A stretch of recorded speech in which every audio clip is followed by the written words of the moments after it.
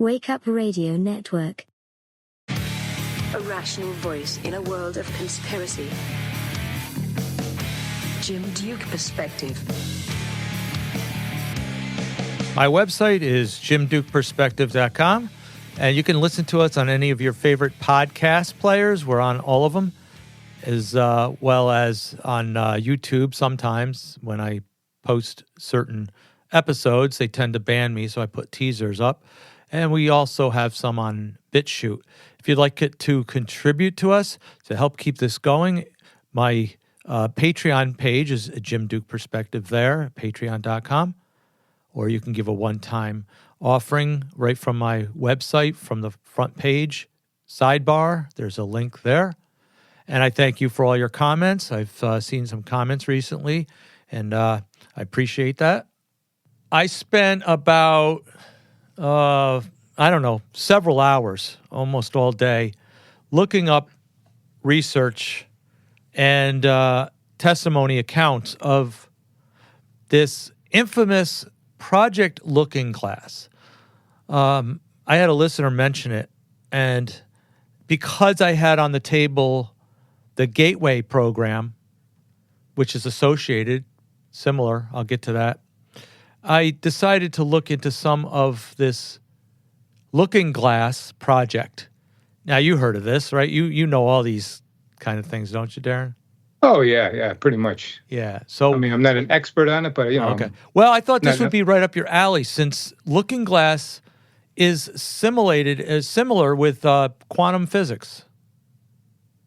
And you could say that, I guess. Yeah. No, that's the research in quantum physics is what they use to measure this and to explain how to do this Looking Glass. Do you know what the Looking Glass is? What it was a project for?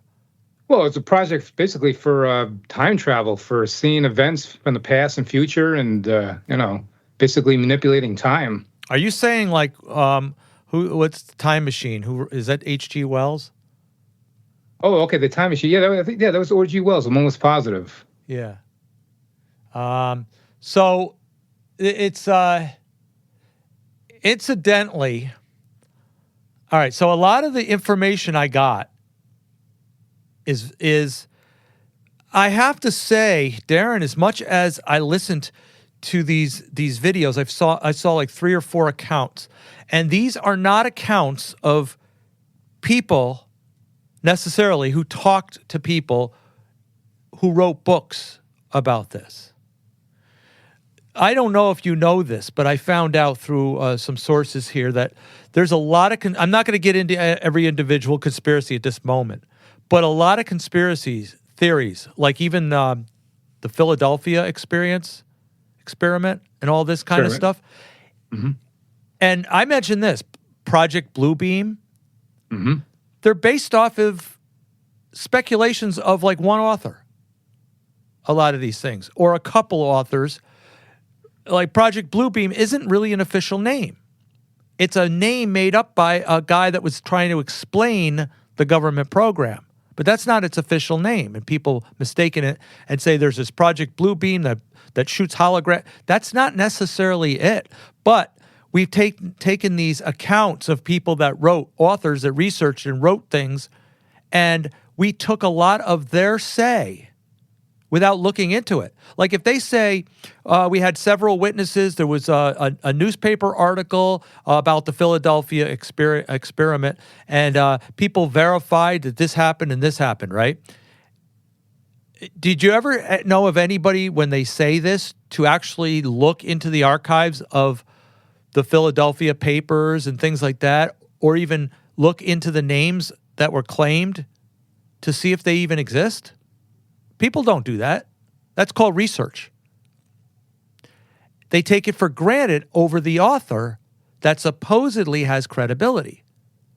However, some of these authors come out later and say, yeah, I made the whole thing up. I was fabricated. I just kind of speculated off of some things I knew and made up the rest.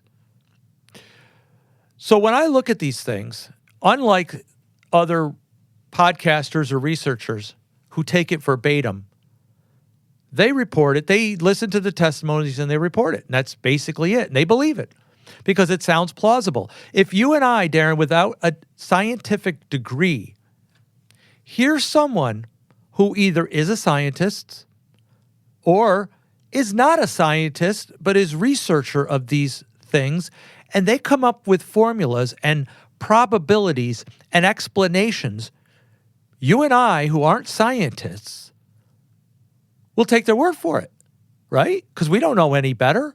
I don't know if they're talking about, the quantum spectrum of parallel universe. I don't know if what they're saying is possible besides what they say it is. And then we say in our couch coaching chairs, we say, yeah, that sounds feasible, sounds possible, because we want to believe it, because we want to believe as much as science fiction as we can, because it's interesting, it's exciting. And if somebody comes out and says it, and they say they got proof behind it, and they say they got testimonies, and they got intel, nameless sometimes, you want to believe them, because who are we to question them? We don't know. I mean, maybe they did talk to these people.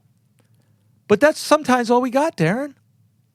And when they explain these quantum physics and these metaphysical aspects, I don't know what they're talking, opening up the third eye and opening up the pineal and extracting a frequency. You and I sit here and say, hey, it's possible. But I don't think you or I don't know, maybe you have, I haven't, tested with a frequency modulator and stimulants and diodes and what do they call when they do the cables with the clips on them.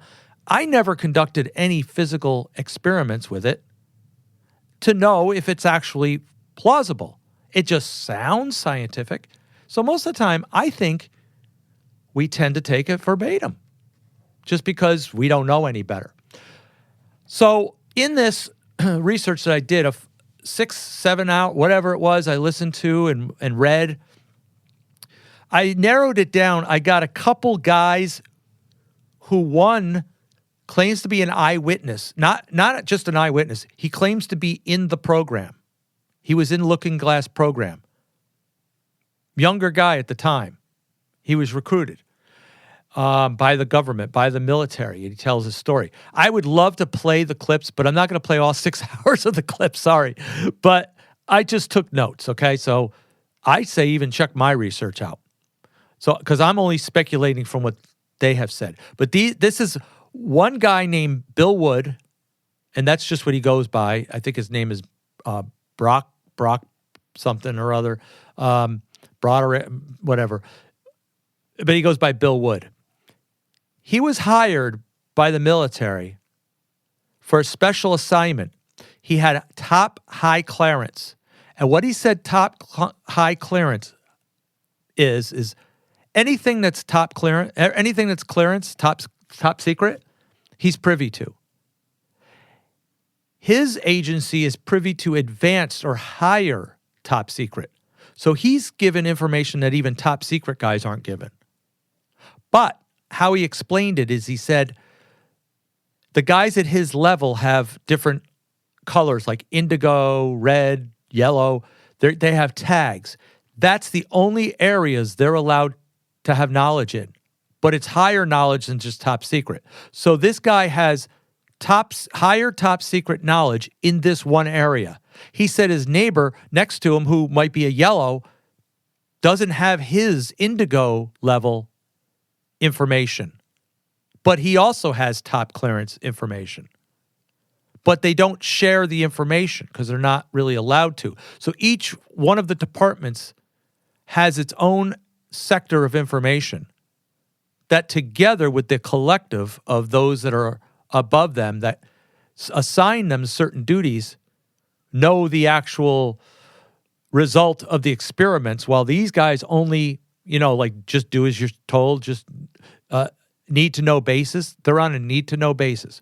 So in other words, company compartmentalization. Yes, great. That's exactly it. Just like the networks work and how they use secret societies and different brackets of sectors of society to give them privy to certain information, but not enough that they know anything. And this guy even said, if outside of my information, I don't really know anything else. So he speaks from his firsthand experience.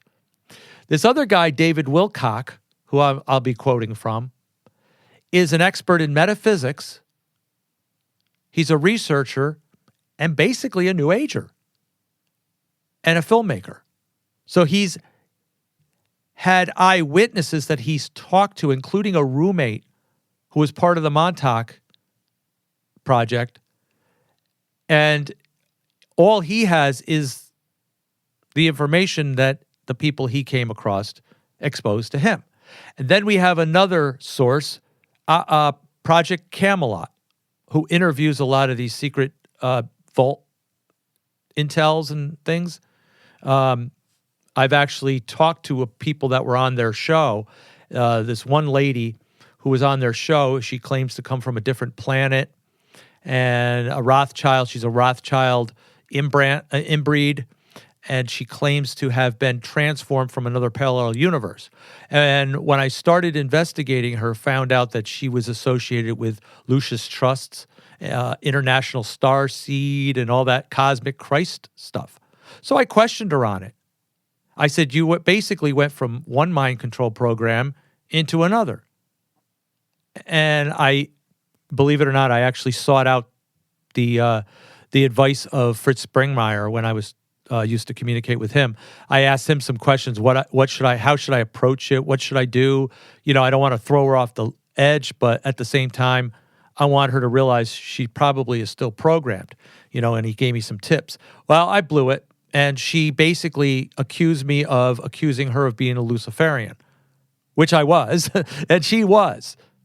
But she said how she put it is because Luciferians don't believe they're Satan worshipers. And she says, you want to categorize me like everyone else does as a Satan worshiper, and I'm not. But Luciferians, you know, it's a touchy subject to them whether you classify them as Satan worshipers or not, because they're not typically worshiping Satan. They're just following Lucifer, which is the alternative name for the adversary of God, who's Satan. But anyway, that's another story. But my point is that these guys have an account, whether firsthand or whether secondhand witnesses, and they're the closest I can get to understanding their aspect and their viewpoint of what this looking glass was. And each of them talked to each other after the fact of documenting elsewhere and coming together and kind of comparing notes and realizing they all had the same notes, which gave a credibility to it. Because if you got three separate notes, three separate witnesses, and they come up with the same thing, you got to say there's kind of some kind of, maybe even if it's something different than what we think it is, at least they believe it. And they have some facts. It might be soft facts, but they have some facts behind it. The one fact is that David Wilcox explains the machine from what it was explained to him. Bill Wood saw the machine. So do you know what looking glass is? Let's backtrack a second and just ask Darren, as a layman, how would you describe it if you heard about it? And Well, obviously it's the military's, operation. And it's basically, if you do a Google search, you're not going to get you're going to have to dig far and wide to find out what it actually is. Of course, they obscure the meanings to hide, what their intents are. But it's, basically it's to look through time using certain devices, like you said, with the military craft and different things like that. So it is a physical device. Mm-hmm. And do you know where where it's claimed to be, or was? Which base you mean, in the U.S. or not Andrews Air Force Base? I don't know. I'm asking you. Oh, okay. Oh, wow. Okay, it might have. I know. I'll think about it after we, well, after we hang up. There's been suspicions, and when it was posed to Bill Wood, he wouldn't disclose it because he said some of the information he can tell, he's a whistleblower. And he says he wasn't sworn to secrecy on some things, and some things he was. And he says some things he's elaborating on regardless. But he says some things are security, and he doesn't want to give it away. So it was posed to him a couple locations. And one of the locations that came up, Carrie on Project Camelot asked him, is this actually located on Area 51? And he says, all I can say is this. Why don't you guys all get a group together and demand to see what's in Area 51? And they actually did that after this. These were interviews like 2012 that I got. So these are old. But they were looking, and now we're in hindsight, we see what they saw back then. So, and they've went on further, but I want to get to the basis of this because I don't know them today, where they are today, if they're even alive, I don't know. But so it was subjected that possibly Area 51 isn't really so much as a UFO site for extraterrestrials as much as it is a military site for these kind of projects. Mm-hmm. Although Looking Glass device has been claimed to be adopted from extraterrestrial intelligence. Yes, extraterrestrial meaning perhaps. I said, yeah. I added that word. They didn't say that. Right, but go ahead. I was going to say terrain from extra terrain, not from space, which would be extra celestial. Well, they always say extraterrestrial, right? Right. Well, what they mean is on outside of this terrestrial plane. Exactly, right. Beyond the Antarctic ice wall, you have the additional, some say 33 continents. It's speculation, but some maps with credibility, but that's a whole other subject. But that's where they're from. They get their information from fallen angels, evil spirits, demons, and yep. And that's what Area 51. Also, there's another military base called S4. S as in Sally, S4. It's even supposedly more bizarre, that's the word, than Area 51. So I haven't heard that one. It's in the U.S. Mm-hmm. So so those, then we have Montauk and things like that, which is only about, it's 3 hours from us. It's not too far. So we have Nexium, Montauk, we have Cuomo. Yeah. People pray for us, will you? Yeah. I know, really. So the Looking Glass, okay, so David Wilcox explained the device and drew pictures of it. I don't have them, maybe I'll post them, of this block device, huge block device with tubes, cylinders, chrome cylinders coming out on the top of it. So you have these domes of cylinders, kind of like CERN probably with the, cylinder racetrack type of thing. Well, Bill Wood confirmed that and said he didn't see it together, he didn't see it operative. It was inoperative when he was hired. But he said he saw the cylinders, he saw the tubes, the chrome tubes coming out of this thing that was stored. And he asked why he was hired. All right. Now, you mentioned extraterrestrial. You mentioned, what did you mention? Interdimensional spirits and things like that, right? Tapping into that. Yeah. Like the fallen angels, evil spirits, demons. Okay. Yeah. I'm gonna share information that's going to prove that these things are definitely occultic in nature. I mean, that's all these things are. It's not scientific at all. It's technological, but it's technological witchcraft. It's metaphysical, which means outside of the physical realm, almost like speculative spiritism mixed with the physical world. It's universalism. It's spirituality of New Age. I didn't want to divulge that yet, but I'm going to get to that. So they asked Bill Wood why they hired him to do this. What they hired him for was, in this Looking Glass, the way that they explained it, and he didn't see it, he did not witness it. He only saw the data from it, the collection of data from the people that did witness it, that were part of the program, part of the project.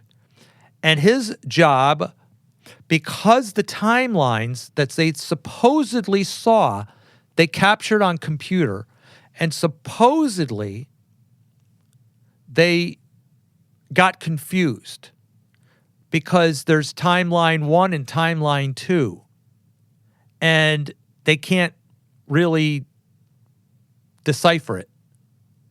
So they had him come in as an expert of, I guess, quantum physics, I don't know, to try to help them decipher or come up with a way that doesn't tamper with the timeline, that they're able to view it. I don't know. Whatever. He wasn't even sure of why he was hired. He was just told to analyze the data and see what he comes up with.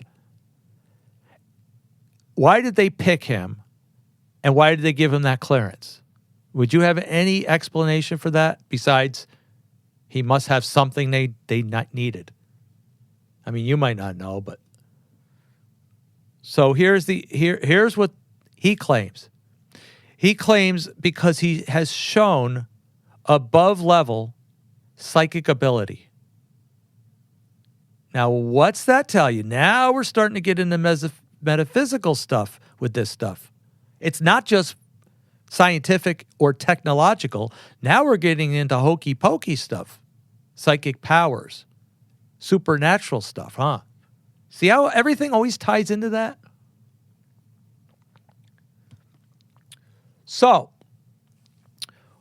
how David Wilcox explained this, and he did a whole documentary. It's 2012 Enigma, if you want to look it up. He did a documentary explaining how this works. And he says what's interesting is that the biases of the operator would have a direct effect on the images collected. What the heck does that mean? For example, if one was to look back in time, say of Jesus' crucifixion, if the person doing so was an atheist, they won't see anything. But if the person was a Christian, they will see the infamous crucifixion event. There are stories of a Catholic priest that they sent in this thing to witness the crucifixion. Now, how come in the same timeline, if this thing is responded to quantum physics and responded to metaphysical, why can't the atheist see it? What does that kind of tell you? To me, it's obvious. It's subjected to what the person wants to see. Which means, is it really happening, Darren? Or is it their mind that is pushed into seeing what they expected to see? I don't know. Because an atheist isn't going to see the crucifixion. He doesn't want to see God. He doesn't want to see, but the Christian will want to see it. There was a story of this one guy claimed to be a traveler of time, and says he wanted to go back into time, and he brought a gun and wanted to shoot Jesus. And he went back in time, he claims, and Jesus prevented him from shooting him. Now, how do you prove that, Darren? So Darren, I'm a time traveler, I have documentation that I know quantum physics. I saw a looking glass. I could describe it to a T. And I was in the military.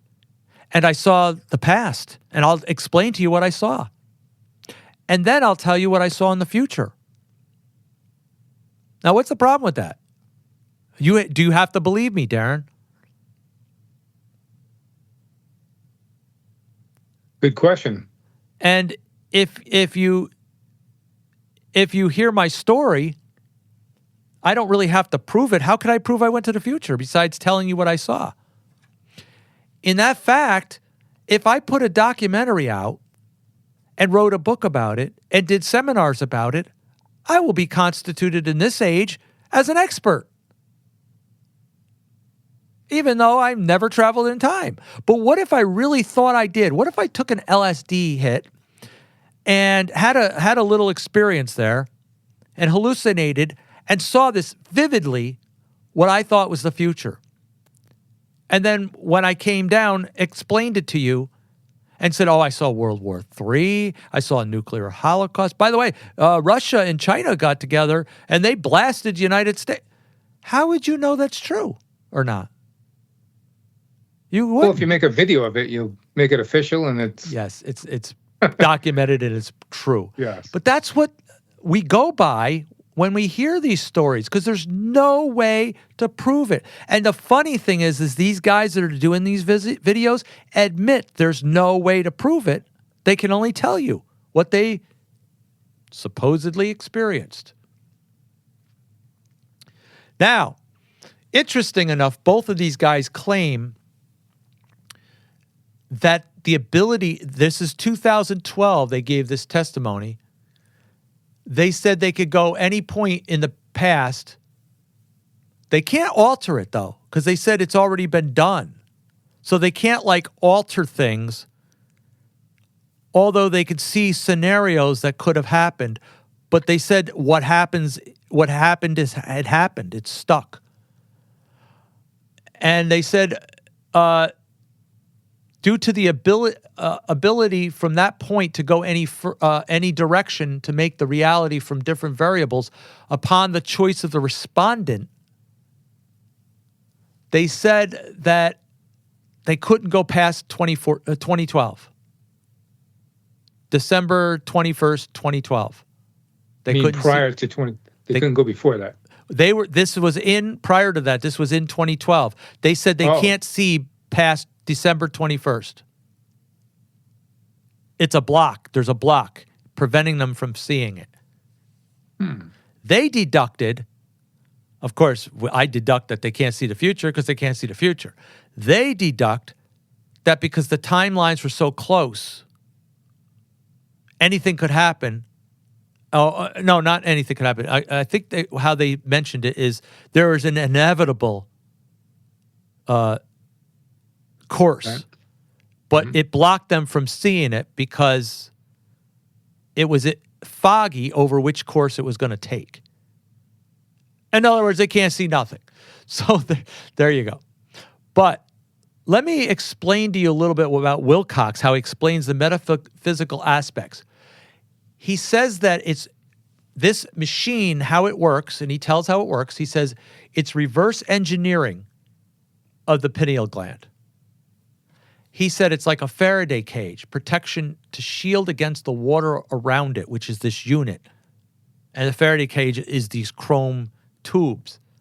It allows a unique hyperdimensional properties of water, as our bodies are 75% water, for a conduit to exist between reality that we are in and a parallel universe.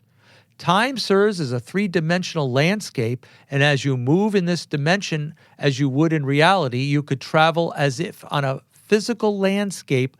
Looking glass moves you either forward or backwards in time. And then he explains it as an astral travel, which your mind can travel out of your body linked by a silver cord to report back to your conscious. However, he says as you experience this device of argon, whatever it is you want to be looking at, that's what you see inside. What the heck does that mean? It's so abstract to me. Now, if I explain that to you, Darren, and I mentioned big words like hyperdimensional properties of argon and three-dimensional landscapes, you would think I'm an intellectual physicist, quantum physicist, because it sounds good. Well, the chemtrail buster I have is supposedly to accumulate argon energy and redirect it. That's the same process, yeah. Yeah. Mm-hmm. Yep.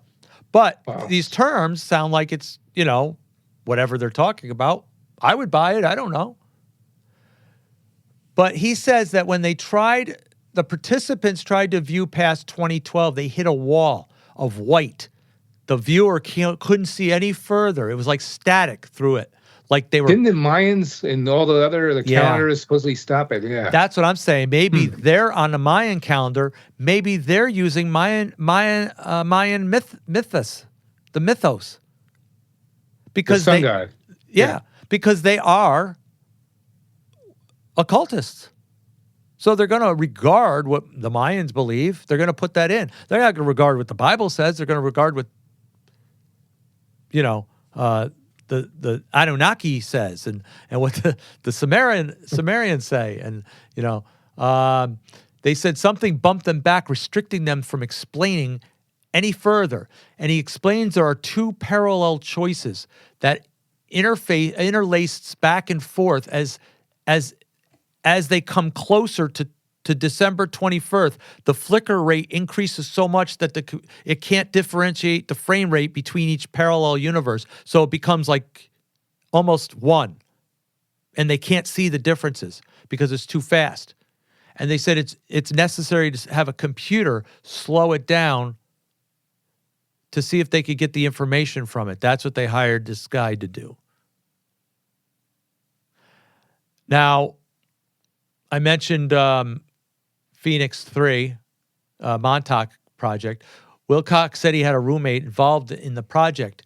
He said a chair was confiscated from a UFO, that the person in it would sit and allows them to amplify their psychic talents to the extent that if they thought about a particular place in space or time, a portal would appear in the room and they could go through it to experience the wormhole. Sound plausible to you, Darren? I mean, Not really. it sounds plausible, but I don't believe it, that's what they're doing. Sounds to me like they're getting subjected to as a conduit of spiritual beings. That's all it says to me. Psychic powers and all that is playing with is witchcraft in our Christian aspects, not in their aspects.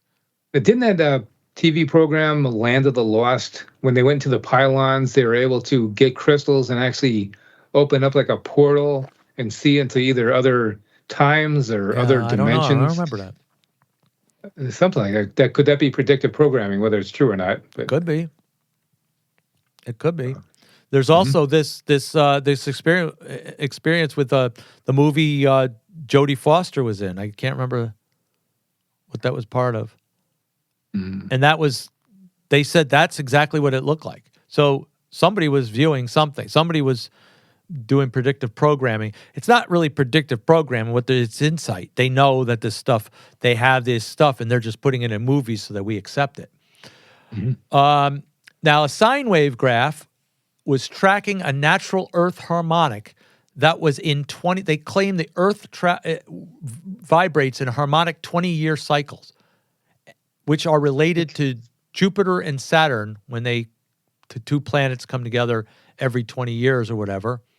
That's the Schumann resonance. That's the Earth's harmonic resonating frequency at 7.83 you know hertz. about that, yeah. Yes. But notice it's always Jupiter and Saturn, the two big lights, the two lights that are worshipped as Satan. The hexagram and the Saturn is to do with that. And if you look at the CERN project, I saw the plans for it. It's like they have diagrams that are in cubes and hexagrams. Why is that? And Saturn is involved. They have this Saturn. Why is it always involving Saturn? Is this the same wandering star? Is this the same as Saturn in the Bible? Was talked about the star of Chayun, the image of your god Molech. Chayun is Saturn. Is this just a continuation of worship of Saturn? Is this Saturnalia and all that? That's what sure looks like it. That's what it sounds like to me. But they said beyond December 21st, 2012, which is the Mayan calendar end, all the lines go flatline, and the experienced person would hit the bump and not be subjective to anything else. And this was even in this Montauk experience. So these are similar. Now, let me talk about what Bill Wood says. He's a special trainer. He was special training in the military, given access above top secret clearance into specific levels, not privy to alternative levels. He only knows what his levels experienced. He says it's using this device to look into the future may not have actually been its primary purpose, but it's what's being used for, and he believes he knows basically what its primary purpose was. One of the subjects that was spirituality that nobody else wanted to get into, if somebody of a higher level of consciousness were to use this machine, thinks that it would be much more in tune for in the statement to talk to this divine consciousness or commune with God. It's certainly hard to understand for third density people, and if we were given this tool, it would be impossible for us to use it properly because we can't be self-deceptive and still be able to understand how important a tool this would be to people of higher density. Now realize why it was given. Basically, what he's saying is the primary purpose wasn't to go into past and future and scientific measures and technology. It was spirituality of advancing the higher level of consciousness, the higher Christ consciousness. He's talking about that, the divine consciousness. That's Christ consciousness in New Age. He's basically saying this is a New Age machine. Mm-hmm. And Wow. notice he says that if you went in there, Darren, you are what's called third density. You're not able, you don't have, your pineal's clogged. You can't see past this level of consciousness. You have to be an elite like them to see past this consciousness. In other words, you have to be a theosophist, Darren. You have to be a Luciferian in order to see the Christ consciousness, to be able to tap into this divine unit. Now, you don't need the machine to do this. They're doing it all the time in Christ consciousness theosophy, in New Age. So why do they even need this machine? Good point. This is what, and they use these scientific quantum physics terms. Now, he claims that he's been given the data, but how it's understood is that if you're looking into a future date, the timelines are offered with more likely, more prominent, others less definite. It produces interlaced images, like watching a movie superimposed in layers above each other, but it's hard to choose what you're seeing unless you can split them.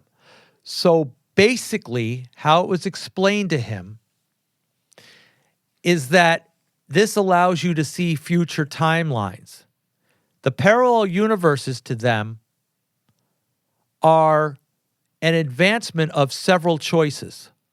And depending on which choice is made, that's the one that prominently takes place. The one most likely to happen is the one you can see the best. I've got questions on this, okay? I'm getting to it. Before the end of 2012, as the participants got closer, now he's going to testify the blocked wall. As you get closer to 2012, the less choices can be seen. Until you hit a wall, it's like there's a lack of time. And they end in a limited one inevitable destination, even though many paths occurred to the same place. That's what I was trying to explain before. Contraction of the timeline limited by our understanding of life and knowledge, coming down to two timelines. When trying to guess the outcome by looking further, one could not, because it was based on the current choice that hadn't been made yet. See how it doesn't hinge on current time? Or how it does, it hinges on current time. In other words, it's not like these things are out there and any choice can be made. It's relative to the choice at this current time as to what the future holds. Well, isn't that life? Isn't that how life is anyway? The problem with how to displace the path to the alternative and not get to an inevitable result. In other words, they're saying, how can you take the alternative path and still have this inevitable result? Can you get away from this inevitable result?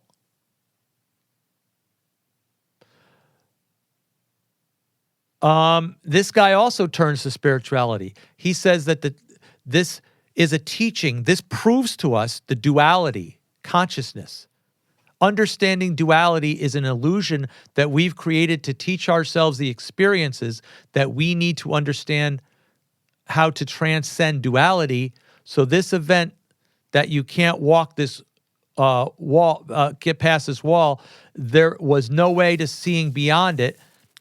It's a lack of time at that point, and it's tough to understand what that means from this perspective that it is.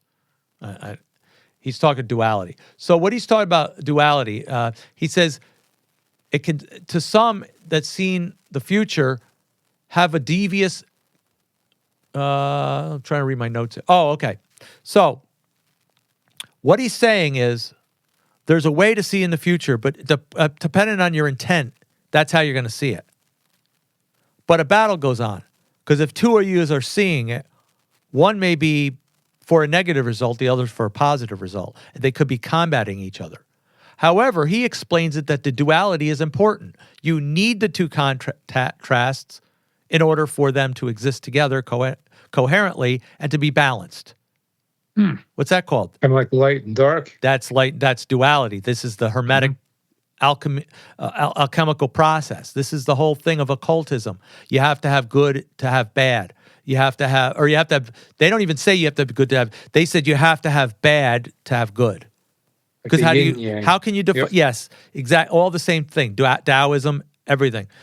So basically he's adopted New Age, Taoism, Hinduism, duality, all these New Age things he's put into perspective of the reason for this quantum physics perspective. Why did he have to do that? Because that's what it is. It's New Age. The duality that he's explaining is basically they don't believe that there is an everlasting, loving standard of righteousness God, and that a deviation from him is what creates evil.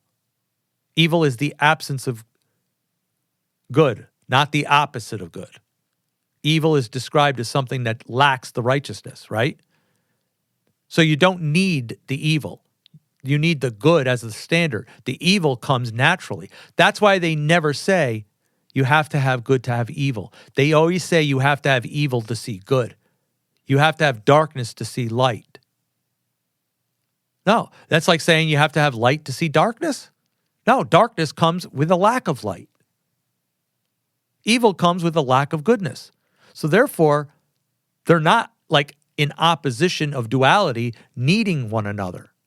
But these people in quantum physics says there's simultaneously two choices always being made, one of opposite of the other.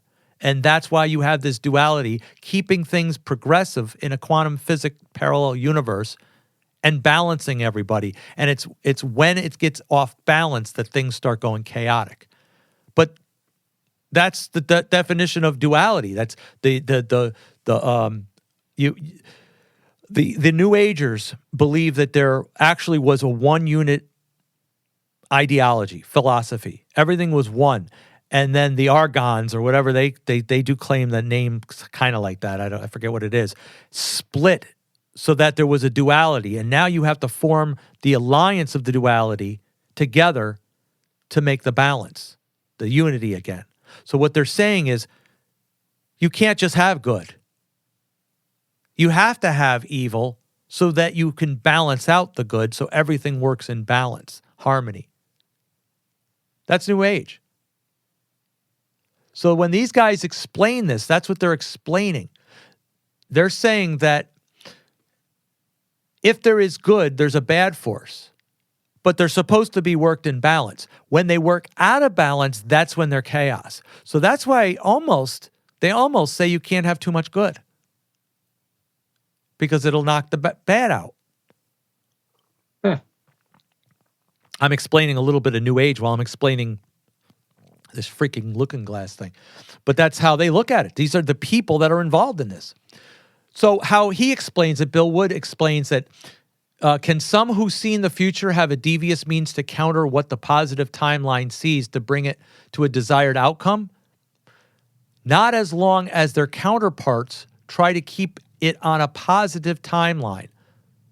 So in other words, as long as they're what they called white hats, preventing the end destruction from making it come about, they're holding back the black hats who have a negative look at it.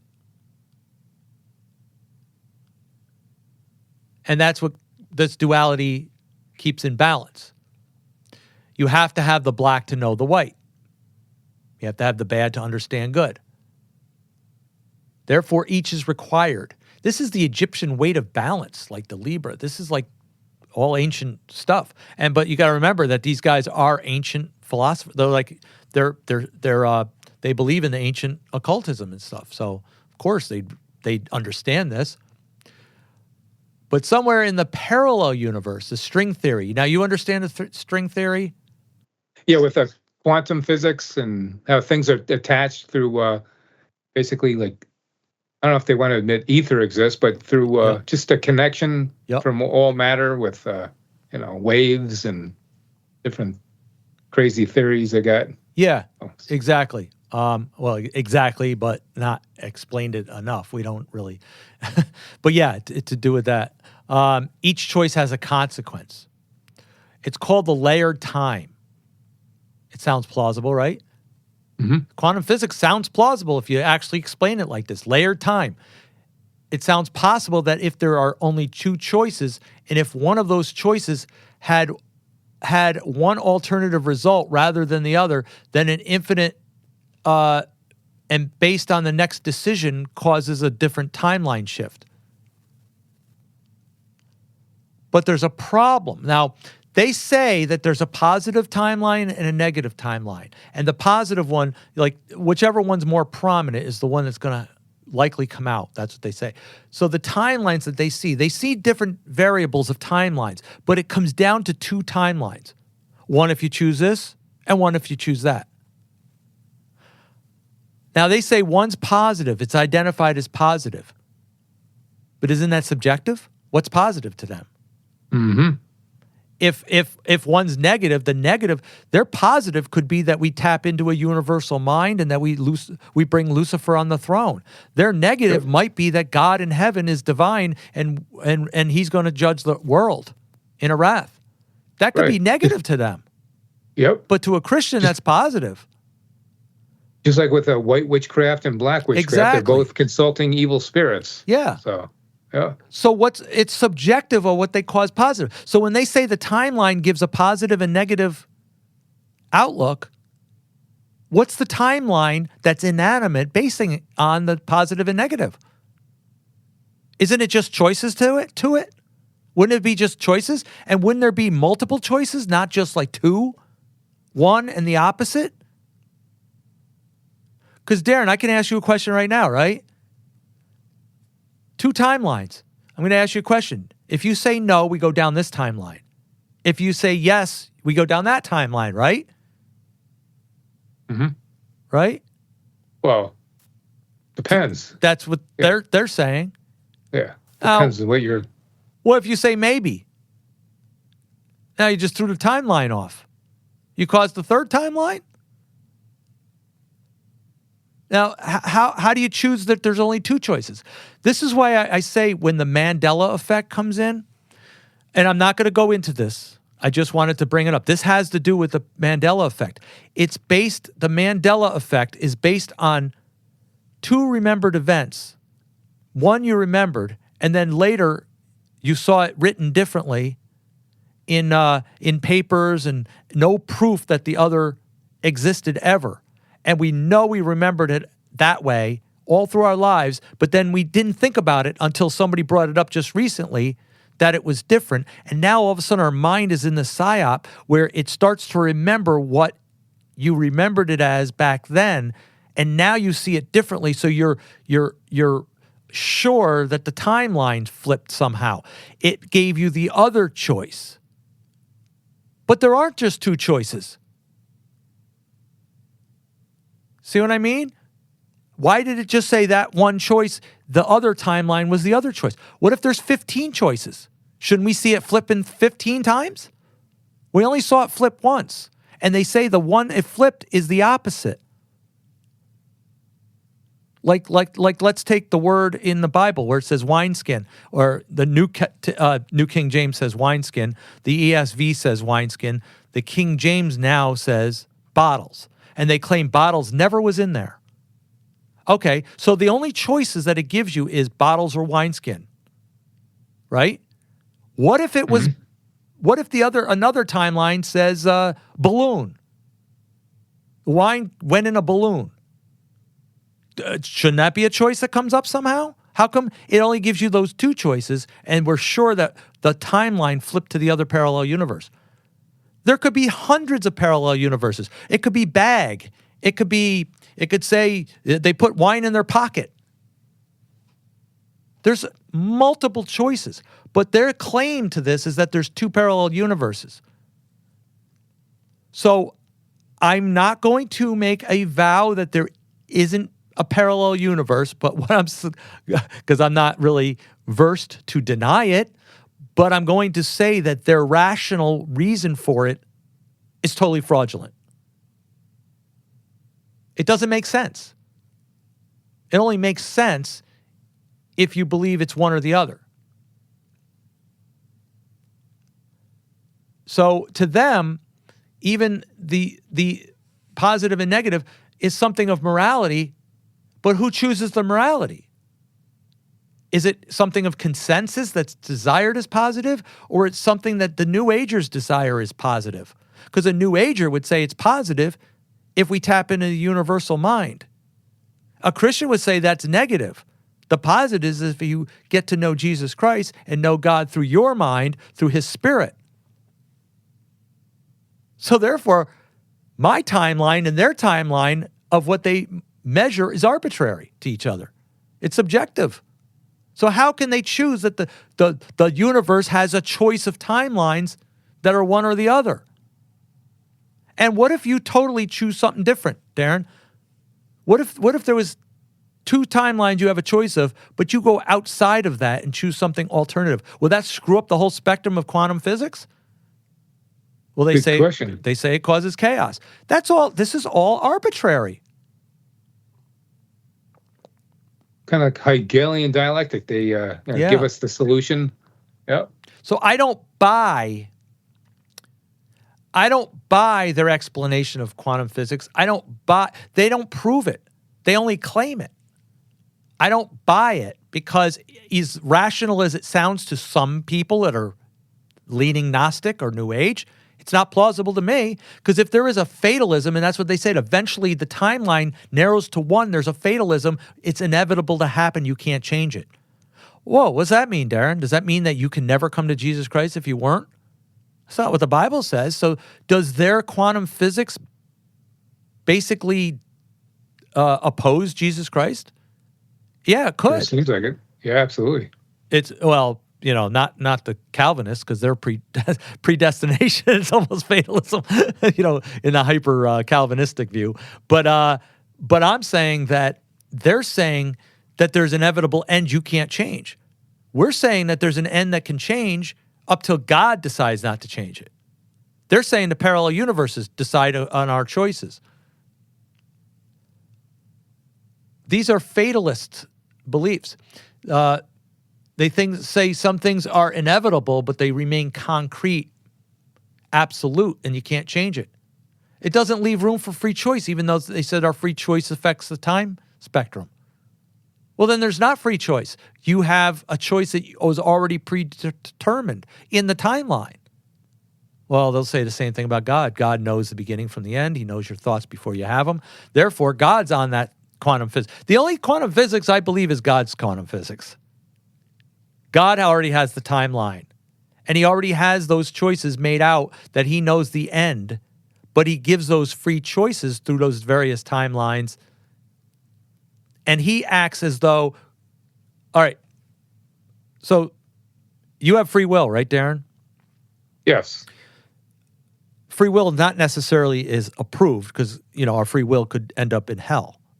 Our free will could end up, with your free will, you can kill somebody, or you can get killed. So free will isn't isn't like moral necessarily, but it's just the fact that we have the freedom to choose or decide or whatever in most cases. Sometimes the government forces a gun on you. No, I don't mean it like that. Now, God knows what you're going to choose, right? Absolutely. All right. So say you're an atheist and you don't have an intention to come to Jesus Christ, and you never will. But you don't know that. Just God knows that because God sees your hindsight, right? Right. Would God just right there, knowing that you were born and you're an atheist and you made that choice, would he basically say, well, you're no good. You're done. I'm going to have you hit by a car tomorrow because you don't matter anyway. Why don't you just end it now? He doesn't do that, though. He lets it play out according to that choice, even though he knows the timeline that's going to happen. And he treats you up to a certain point as if you have the choice to freely know him, to want to come to him. He still tries, even though the outcome he knows in the end. Now, sometimes it says that you are the potter, he is the clay, or you are the clay, he's the potter. He hardens who he hardens. He'll, allow who he allows. He knows who's going to have their heart hardened. But say you're an atheist and you do come to Jesus Christ somehow. You accept Jesus Christ. You basically denounce your atheism. You believe in God now. While you are an atheist, is God going to treat you like an atheist or like a hater? Is he going to dismiss? Is he going to basically like treat you rotten? No, not necessarily. Your choices may be rotten. It may lead you to trouble. God doesn't say, okay, I'm going to treat you for the choices you're going to make in the future. No, God treats you at that current moment. And even if he knows you're going to fall at the end or even denounce him at the end, he's still going to treat you the way you're currently acting. So he kind of plays on our timeline. God's outside of time. So he's almost the quantum physics, the quantum universe. Geez, is that true? Well, they say it's like looking down on a parade. You can see the entire event. Yeah. Yeah. But he lets, even though, what if the crowd scatters at the end? He's still going to treat the parade as though it's happening at that moment and reward it for happening, and then have to deal with it when he knows the choice is coming that we're going to scatter or whatever. Right. I don't know. That's hard. But we can only see a section of the parade. Yeah. All right. So one more example here. When he explains that the variance of the scenarios, despite how sure the timeline is offered, the results still may happen how they're seen in the machine. What does that mean? That means even if they saw an outcome of the future, it may not happen that way. Isn't that no different than prophecy that's not fulfilled, like false prophecies? Yep. So they're basically false prophets in the technical, scientific, metaphysical aspect. This explanation is that when a person is privy to the future timeline, that's the timeline that's likely to occur at that point. So in 2012, it was viewed, the timeline showed that Hillary Clinton won the election and World War III was going to break out soon with possible nuclear attack. Neither that happened. Nothing happened. Hillary Clinton didn't get elected. World War III didn't break out at that time, and we didn't have a nuclear attack. You and I would say their machine failed.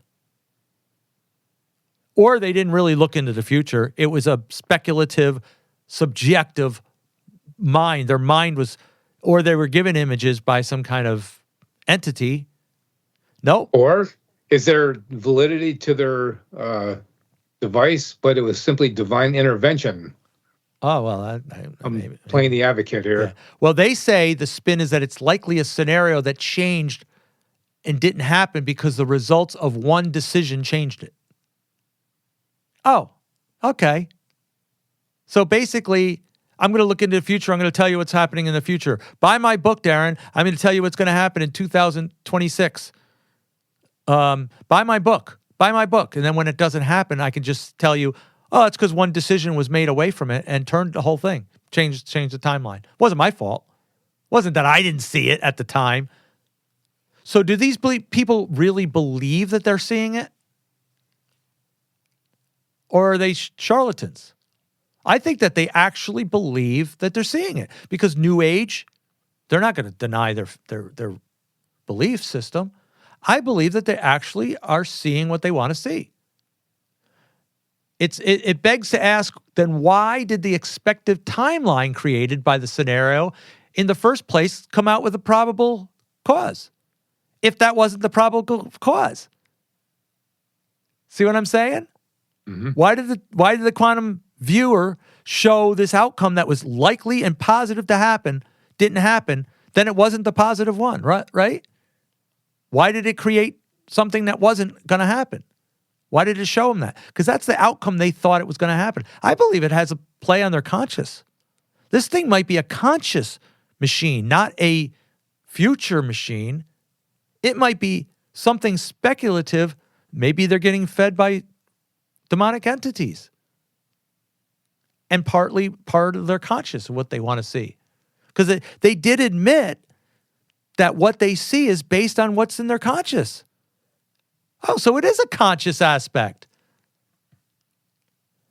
It involves, they explain, it involves complex mathematical calculations of probability that even though highly likely, today, it may change tomorrow for a less likely scenario just because of one decision.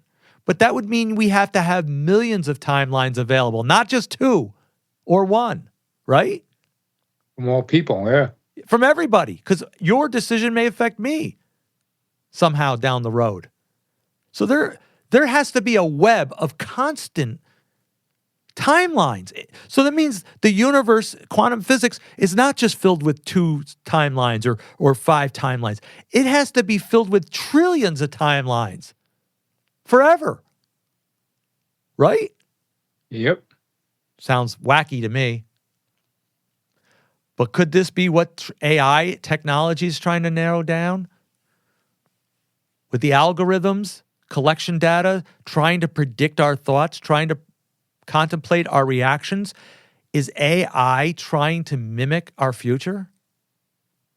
Sure seems like it. But all in all, it's still inconclusive that these witnesses saw what they said they saw.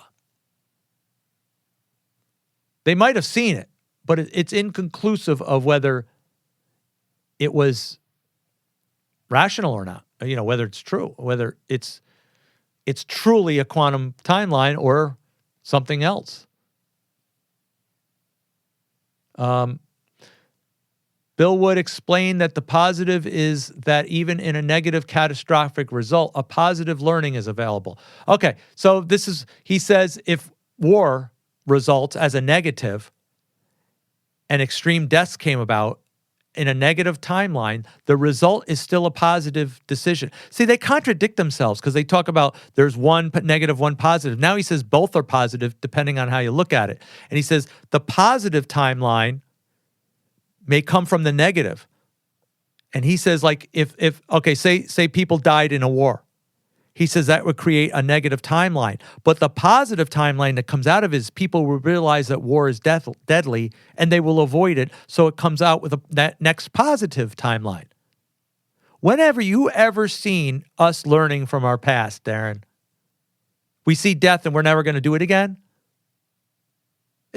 I don't know what he's talking about, but he's not in that world. We didn't have anything change. This is the New Age thinking. Harmonic teaching, peace, all this, love. That's the New Age mentality that we will learn from our mistakes. We don't learn from our mistakes. People get evil. They get more evil, it seems. The world's going, I think the world's winding down, not winding up. He says that this is to affect our higher self. It's connection with our higher self in our altered state of consciousness to learn. And he believes that this earth is actually imaginary, Darren. It's a simulation of reality. It's not existent.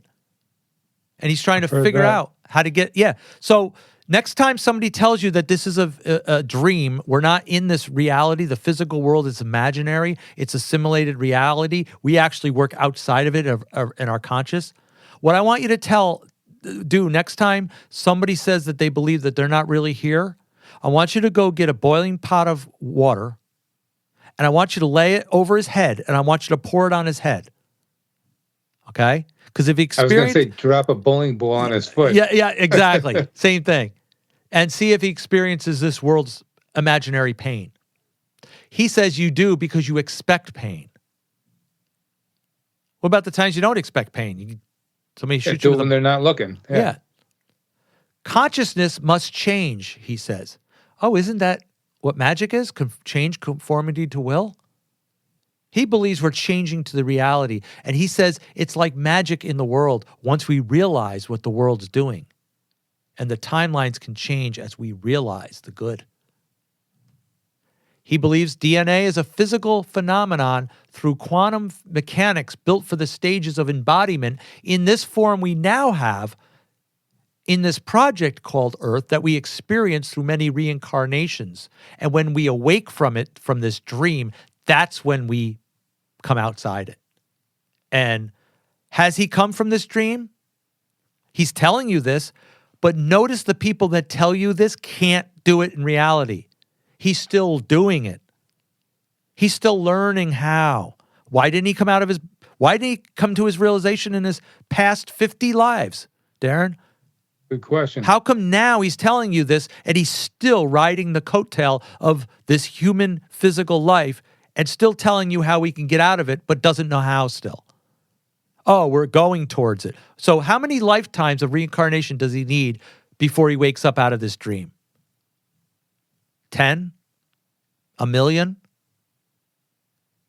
And every time he recognizes he needs to come out of it, but he never comes out of it, does he? This is like a person in denial. He can't face it. Can't learn. He's not learning. He's not growing. He's thinking differently. He thinks he's growing through it, but he can't physically get out of it. Now, I do believe in this astral travel stuff. I had an experience happen to me once where I was experiencing. We're almost done, Darren. Are you good on time? Yeah. Okay. A couple more seconds. Yeah. Okay. Mm-hmm. So I experienced. I used to be in the occult, whether you know it or not. I was in the occult. I practiced a little bit. I dabbled in the spells and witchcraft and stuff.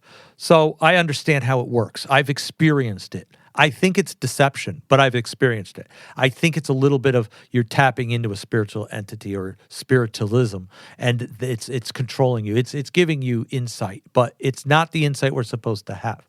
But anyway, I could say my pineal gland was open at that time, Darren, but my third eye was open. But I did this experience where I used to, I tried LSD, and in LSD you can really concentrate. And I was told that if you can concentrate on the part inside your mind, you can concentrate on one pulse. You can narrow everything, all that light spectrums in your mind, you can narrow down to one pole. And when you do, you're getting into your pineal, and you can actually travel through these tunnels. And I used to do it.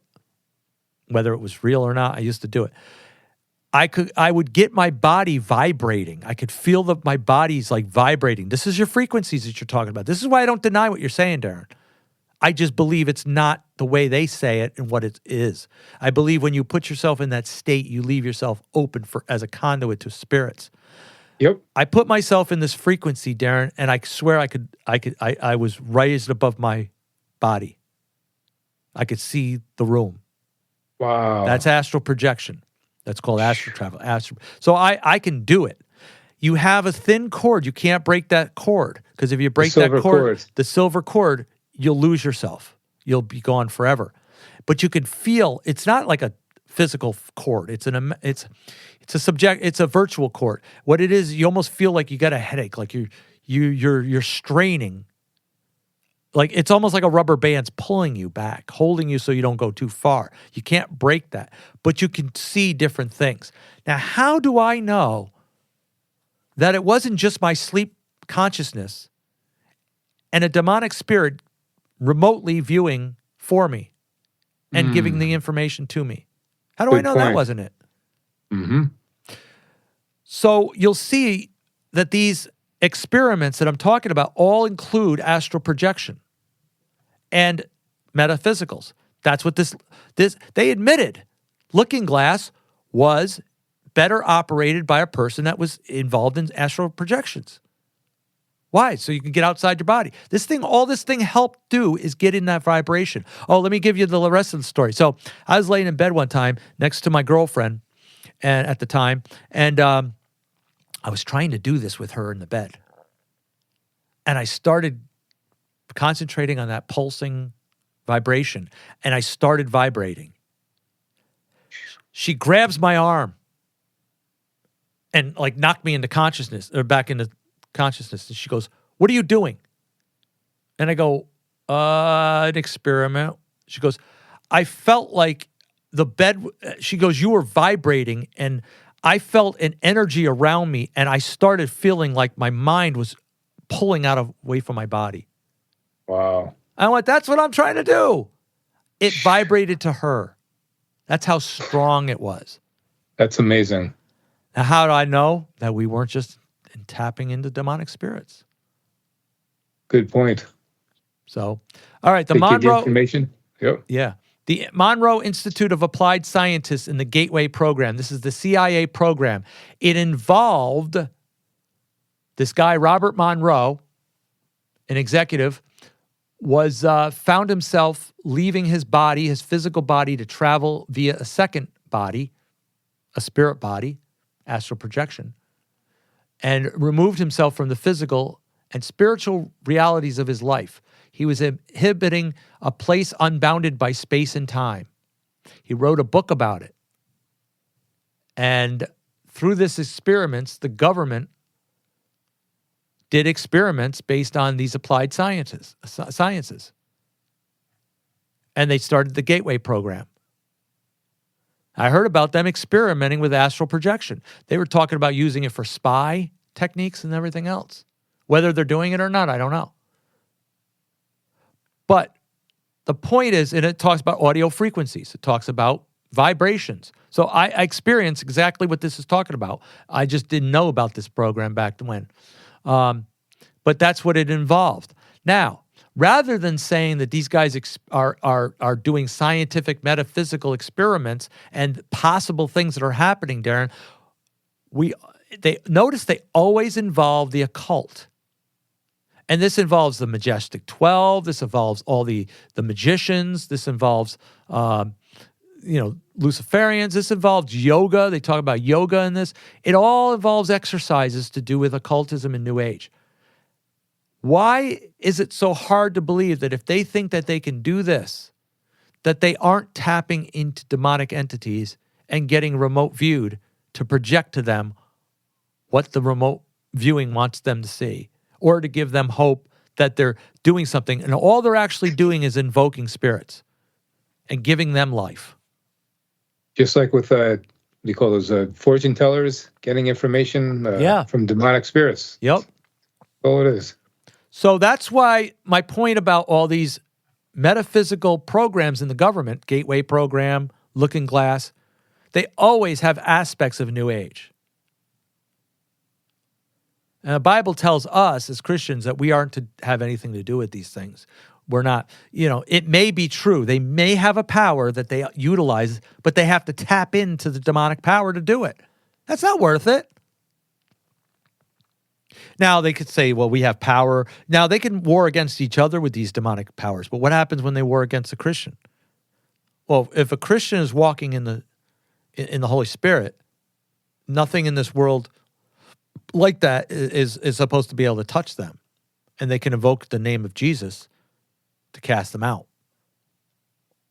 But we have to be in tune with Jesus. We can't just haphazardly think that just because we know Jesus Christ, that our ability, we're walking in the correct form that we're supposed to, that we have the power to do this. Because you remember when Jesus was casting out demons, and then the disciples said, how do we do this? And he says, these kind can't come out except for in prayer and fasting. They had to do something more inclined to connect with God, that they had the ability to cast those kind out. But technically speaking, I know several stories of Christians that they were cast spells on, and the spirits came back and attacked the people that cast the spell because they said they couldn't penetrate the Christian. Mm-hmm. So there's a spiritual element even on our side. I'm not denying that there's not. But I'm saying that these sciences are metaphysical, closer to demonology, New Age, and Luciferianism. Even if we think that they can do what they can do. But they can't, because they can look in the future and it changes, proving that it isn't authentic or it isn't absolute. All right? Does that all make sense to us? It does. All right. Well put. All right. So that's what I wanted to bring out. My perspective of looking glass.